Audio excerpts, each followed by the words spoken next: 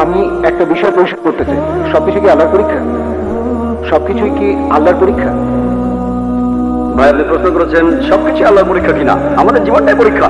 মাঝে মধ্যে আমরা নিজেরাই নিজেদের জন্য সমস্যা তৈরি করি, আমরা নিজেরাই নিজেদের সমস্যা তৈরি করি। এই জীবনটা আসলে পরকালের জন্য একটা পরীক্ষা। তাহলে তো ব্যাপারটা দেখাচ্ছে কেউ বেহেশতে যেতে পারবে না, কারণ মানুষ মাত্রই ভুল করে।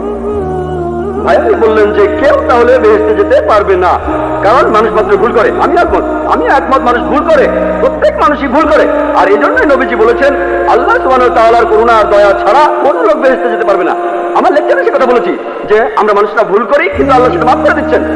তিনি গাফুর, তিনি রাহিম, তিনি করুণাময়, তিনি পরোপকারী, তিনি এই লোকদের মাফ করে দেন। তবে তিনি কিছু নিয়ম কানুন মেনে চলেন। আর আল্লাহ তিনি এমন কিছু বলেন না যে তুমি দেখতে ভালোটা মাফ করে দিলাম, তুমি দেখতে খারাপটা মাফ করলাম না। আল্লাহ মানুষের জন্য আইন কানুনগুলো বলেছেন কোরআনে।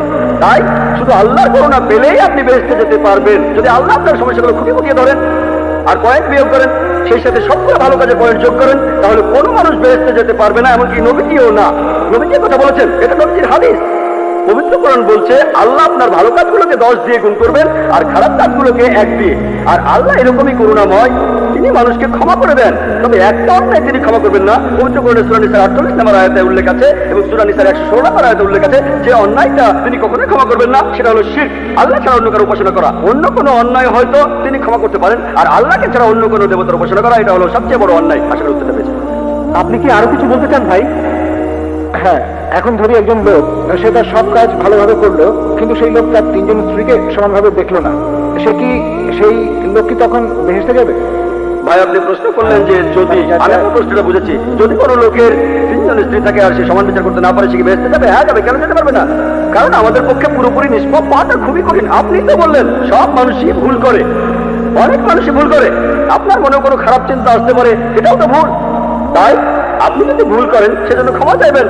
যে লোক তার স্ত্রীদের সঙ্গে সুবিচার করতে পারে না, সে যদি ক্ষমা প্রার্থনা করে আল্লাহ ক্ষমা করতে পারেন, তাকে বেহেশতে নিতে পারেন। হতে পারে সে অনেক ভালো কাজ করেছে, তাই আল্লাহ তাকে ক্ষমা করতে পারেন। এইসব নির্ভর করছে আল্লাহ সুবহানাহু ওয়া তাআলার উপর। তিনি বিচার করবেন। একজন লোক তার স্ত্রীদের প্রতি সমান বিচার করবে, তবে যদি করতে না পারে সে বেহেশতে যেতেও পারে, নাও যেতে পারে। তার পুরো জীবনের সবগুলো কাজ বিচার করে আল্লাহ সবকিছু ঠিক করবেন। সে বেহেশতে যেতেও পারে, নাও যেতে পারে। সে ক্ষমা প্রার্থনা করলে আল্লাহ তাকে ক্ষমা করতে পারেন। আশা করতে